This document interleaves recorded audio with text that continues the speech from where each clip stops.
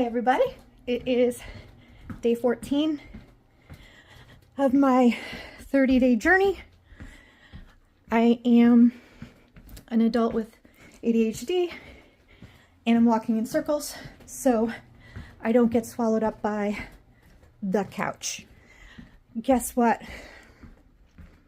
I'm going out with my family tonight and I have been trying to create new habits for a little while now, and each day is starting to feel like Groundhog Day,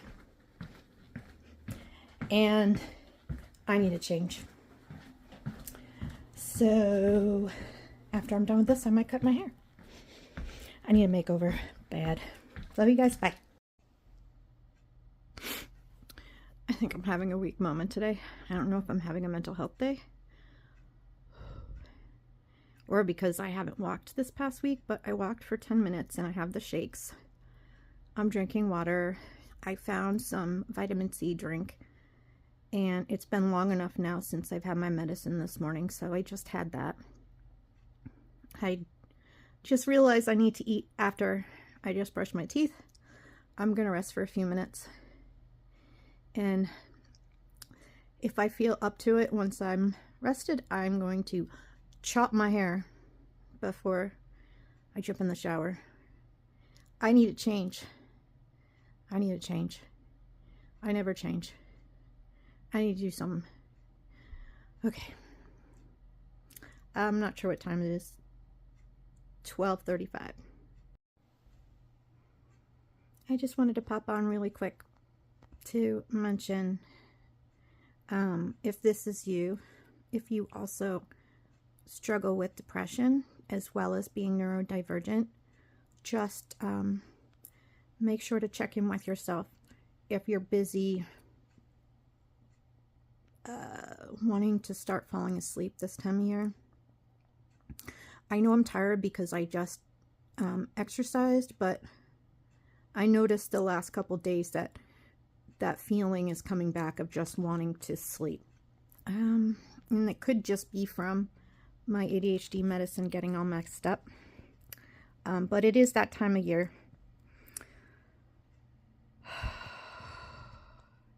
I don't really, I look so gross. Ever since I started this 30-day thing, I don't know if you want me to share with you my depression thoughts as well. For those who don't have depression, it's probably a little different for everybody. It's probably affected by, you know, whatever else they have going on, as well as, you know, comorbidities. Sometimes people are diagnosed with other things as well as depression. I have ADHD inattentive type, which when I was first diagnosed was diagnosed as ADD. So I'm not hyper. I just get lost a lot in my head and lose track of time. I have the time blindness, and I've had chronic problems being on time no matter what I've done my whole life. So forgiving myself for that. I used to think my depression was situational because it seemed to happen at key times in my life when I had either tragedies or hardships.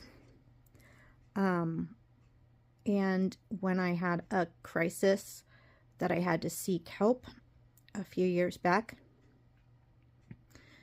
it got to the point that I would come home from my job and lay down and not realize that I didn't move, and somebody would come and like nudge me and it'd be like the next day, and I had to get up for work, and my body just felt really heavy, and I didn't, which of course was triggered by something really difficult I was going through, that I didn't have the tools or knowledge to cope with it. So, but it got to the point that I was starting to have some bad thoughts, like of not wanting to be here. So I remember talking with a family member who said to me, your life is just starting. If you don't get help, it's going to be over, and you need to, this is important. And I was scared. My whole life I was kind of against being on medication. I think because I grew up around it, I didn't want to acknowledge that could be in me as well. I figured the people around, since I was little, I figured the people around me who had it, even though they were doing the right thing they didn't have to share with me things personal about themselves, but they were very open. And because I was young, I'm like thinking to myself, you guys have been just convinced by your therapists. You're crazy. And looking back, once I listened to my family member who said that to me, and she says, you need to go on medicine. And I didn't want to. I didn't believe in it. This is just my story. I'm sorry, my hands are shaking because I just exercised. If you don't want to listen to my talking about my depression, you can just go to the next video.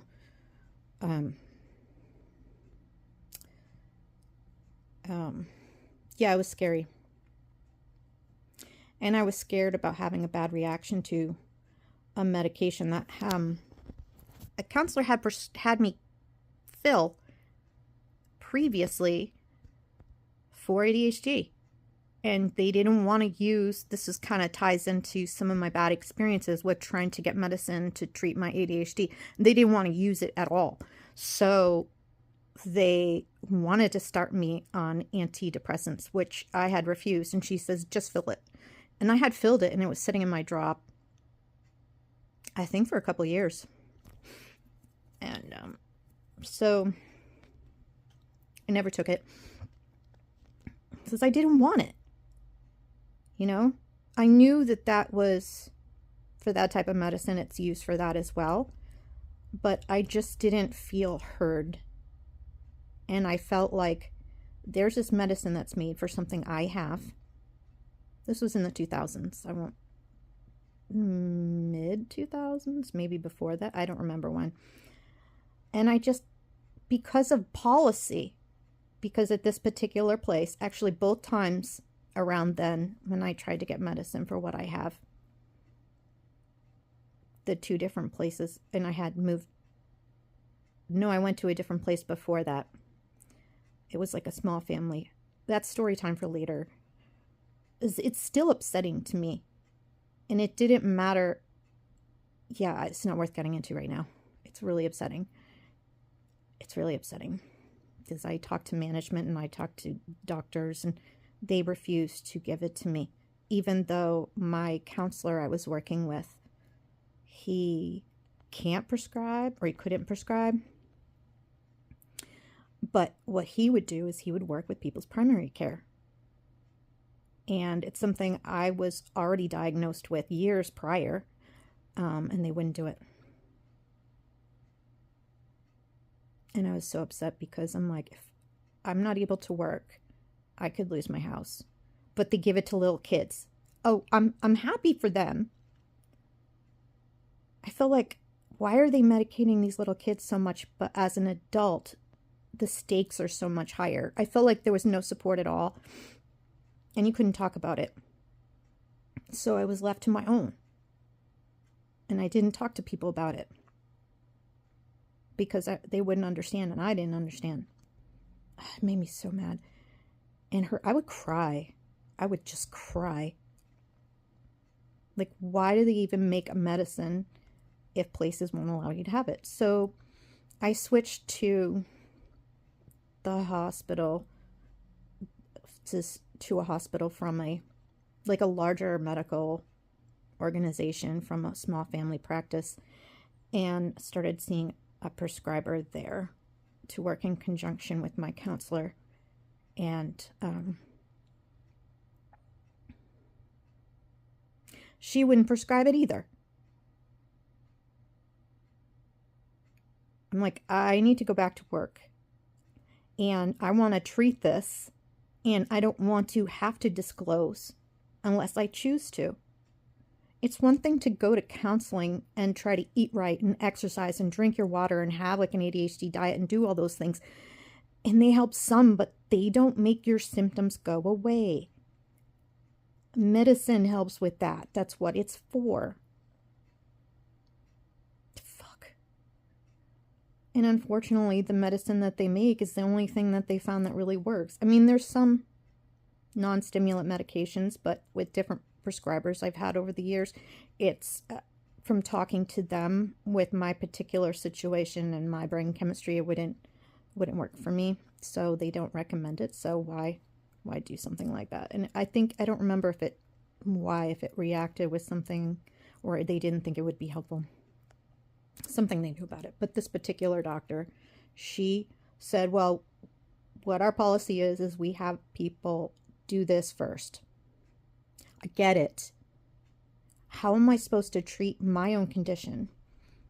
It's kind of like, I understand why they have all of these things in place to protect people from abuse, but it's like the power is taken out of the patient's hands. Like, why do they even make a medication if I could never get it?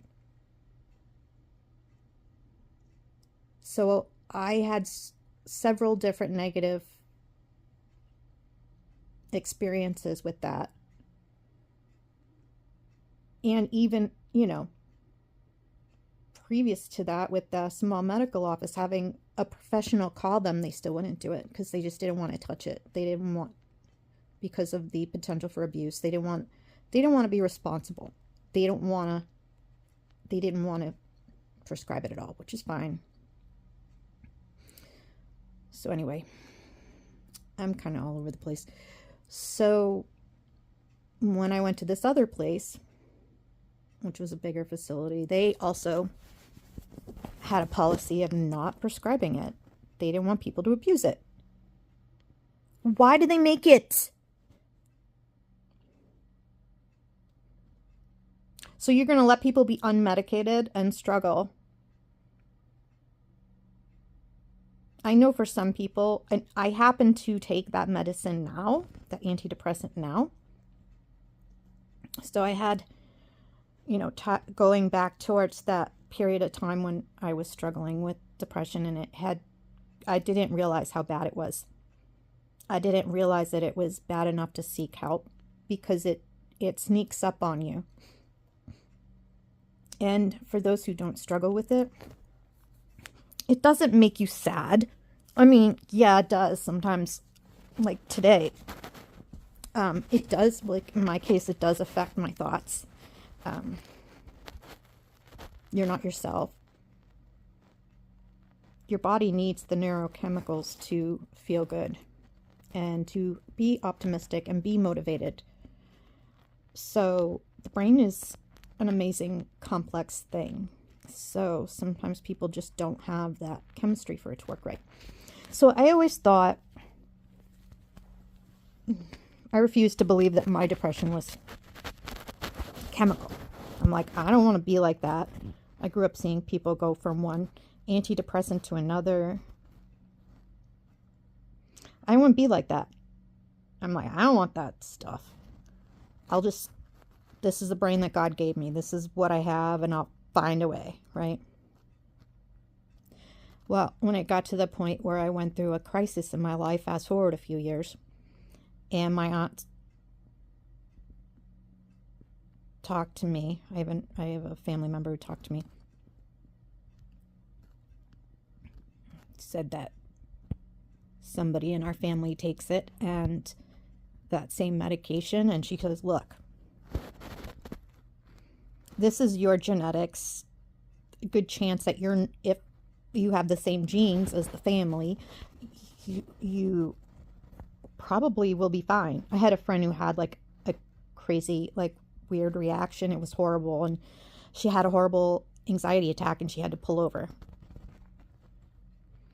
And also, when I was working as a barista, there was another one, and she actually, her job was, I can't remember what she did, but she worked in like a mental health type of facility with patients. And I don't know if she was like, she wasn't a CNA. I can't remember what she did. But when she went on, I don't know if it was that, she went on an antidepressant. She had some crazy, random, weird reaction where she disassociated. And so just those two experiences of people I know, plus my resistance to it, I wasn't going to do it. I'm like, no, I'm not doing it. So when my family member said, look, what do you have to lose? Chances are you're not going to have this bad reaction. Don't let that stop you from trying something that can help you. You're not going to live a long life.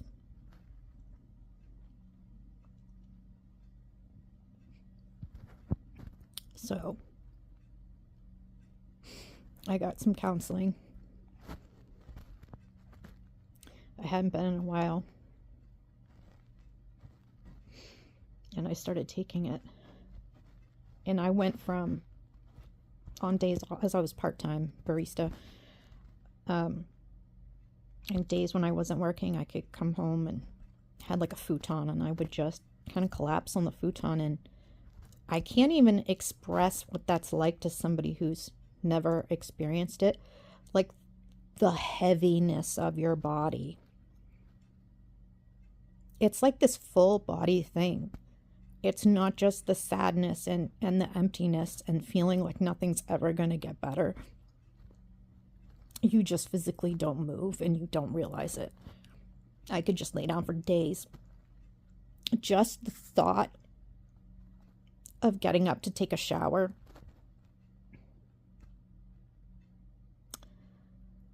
it was just like overwhelming for me. And it's funny because the bathroom was in the very next room. But in that state, the amount of energy that I would have to summon to get up and move my body to the other room and move it to get into the shower and move my arms and everything around to actually go through the motions of taking a shower, that seemed like miles. It just seemed like, it felt like an insurmountable task. So I just didn't care, let alone do laundry. I can't explain to you, but you're just going to have to trust me. It's horrible. So you don't realize when you're in it because you're, except like after, a few years of having counseling, whatever, like you're affected by it. Your brain is the thing you use to assess how bad a situation is and to go, oh, something's happening, something's wrong. Well, if your brain is the thing that's impaired, how are you supposed to clearly assess, hey, I have a problem here? You would think you would do that, but your brain is the thing that is impaired.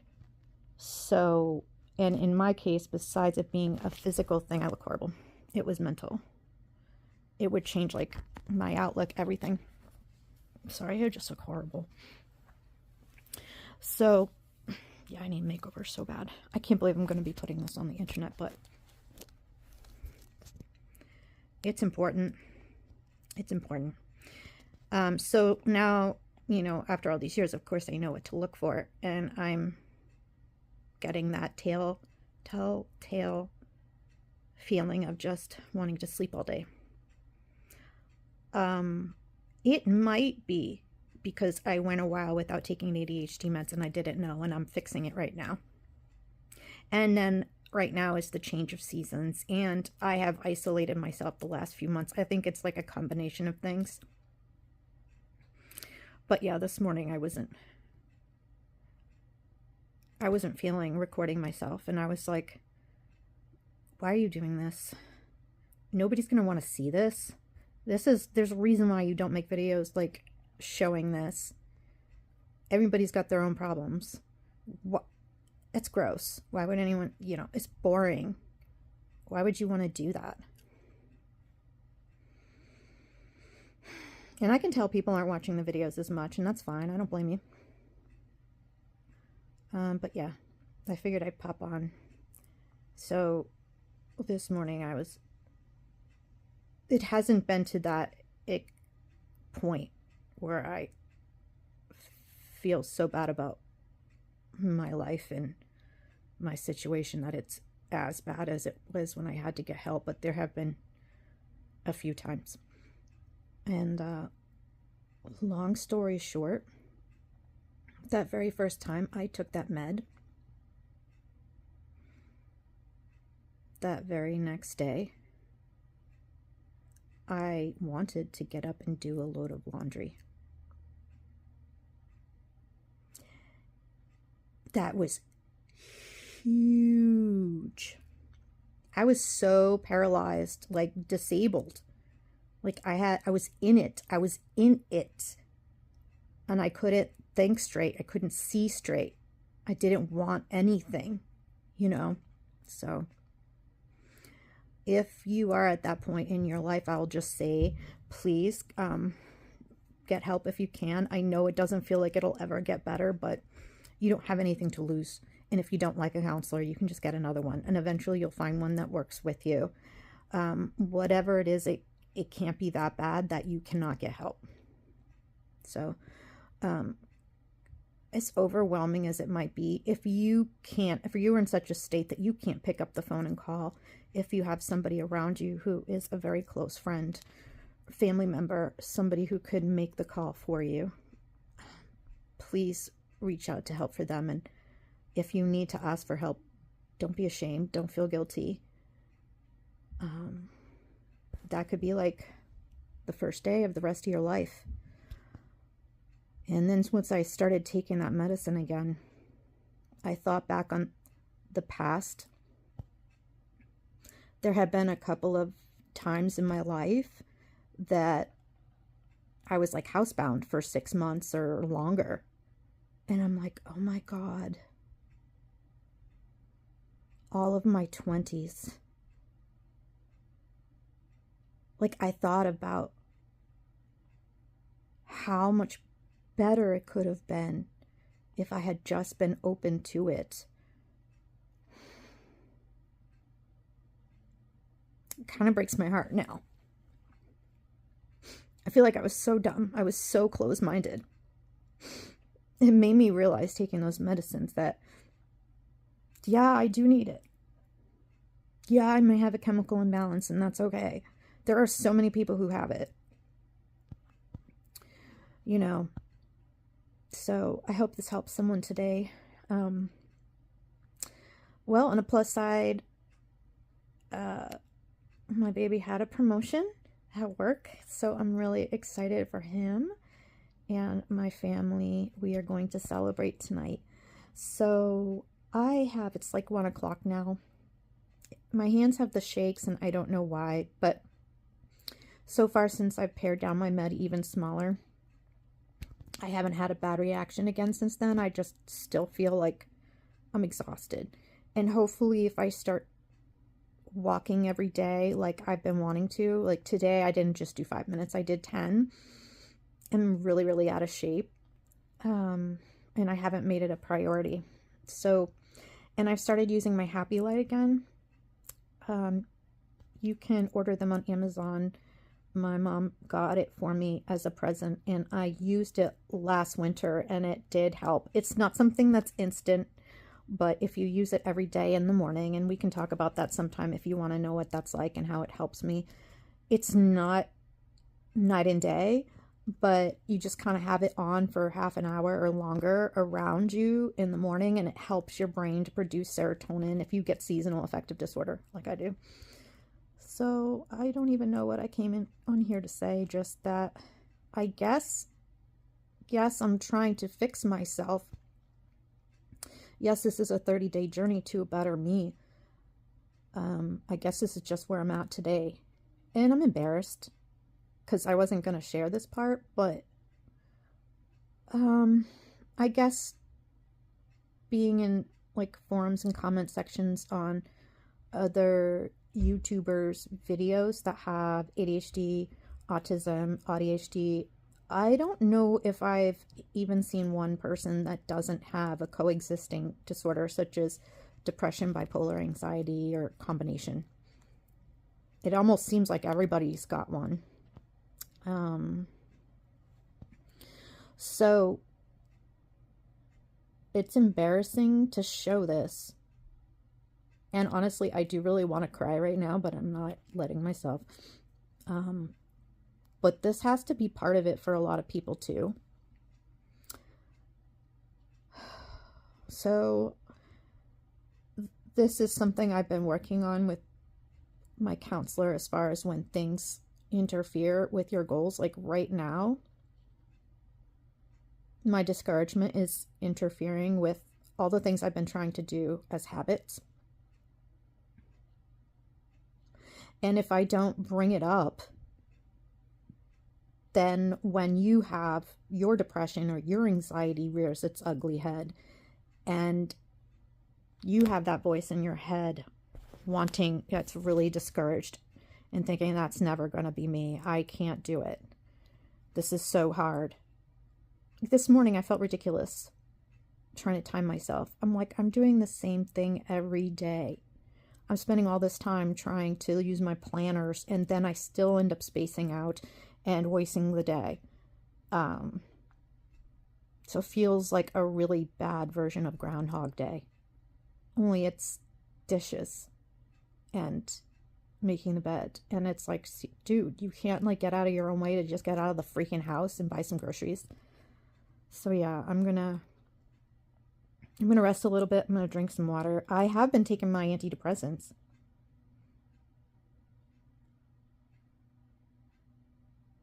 Is it this week I see my counselor? I have to check.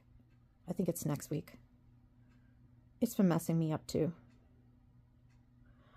I did ask her last time I had an appointment with her that what can I do to use the opposite, like the in-between week, to anchor me, to use it as a goal to work towards, because now that I see her every other week, it's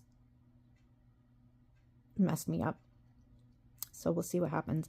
And she said she was going to send me something, and she has ADHD too, so she probably just forgot. So I'm going to text her and see if there's anything I can do to anchor myself, because, you know, I feel like, what the heck? I'm trying to do this 30-day thing to make myself better. Am I going to spend all day just doing freaking housework? And then I space out, and then I don't want to do it. And then I scroll on my phone or I play video games. And next thing you know, my fiance's coming home. What did I do for 6 hours? I don't know. Sometimes I do catch myself, and then I get discouraged and I don't care. Sometimes sitting on the couch or resting feels so good. And of course, facing your challenges, it's not easy for anyone, right? But sometimes it gets the better of me, and I'm like, really, you're trying to decide if you want to go back to your job as a cashier. You should be at such a different point right now. How did you even get here? Why are you even trying? I don't know. The voices, I don't hear, I don't hallucinate, but it's really my own inner dialogue. I'm just discouraged. And I'm embarrassed because, you know, I'm showing you these tools, and then I feel like, well, maybe this is the problem too. I feel like I'm spinning my wheels. So if I get nothing else done today, I did do dishes last night, and I exercised, and I ate breakfast. We're out of oatmeal. We just have leftovers. How did I get this bad? So on the plus side, now that I know that my medicine had been out of my system for so long, at least I know now why I've been struggling so much. So hopefully in the next couple weeks I can get back to how I was. But I think, as exhausted as I get from masking and working with the public, I might have to have a job where I work with the public or something, because I've isolated myself. And it's not good for people with depression to do that. It's like that optimistic, energetic person that I used to be is like gone bye-bye. She's still in there. And I've been waiting for my channel to let me do lives. It's like something that I'm really looking forward to because I love interacting with other people. And I want to do more lives with Jen, and I've just been in this holding pattern. I don't know, it might be boring. But at least, like, even though I haven't been ready to do it because of my medicine this week, I still want the option. It's been almost five days now, and it's supposed to only take 2. So hopefully I can, I might not post this, but it's about mental health. So, and it's part of it. It's part of it. I don't know if I should adjust my expectations as far as the end of the 30 days with now knowing that I messed my medicine up. For my ADHD friends, if you have gone through something like this and you have stayed throughout this whole video, please let me know when you've gone through times where you are discouraged and want to give up, how you restarted and how long it took you. I know we're all different, but I'm having a hard time, like, having realistic expectations or goals. Like, what should I consider success or better from where I am now? And I can talk to you guys more about that tomorrow, since I'm in the not great mental state. But I exercise, so if I keep doing that every day, we all struggle with something, right? I hope sharing this helps somebody. And if you watch this, I apologize that this is not me at my best. I really hope that people I used to know never see this.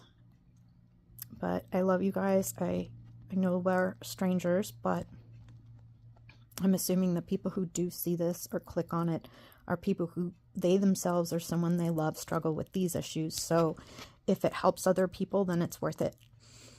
And I'm going to rest a little bit.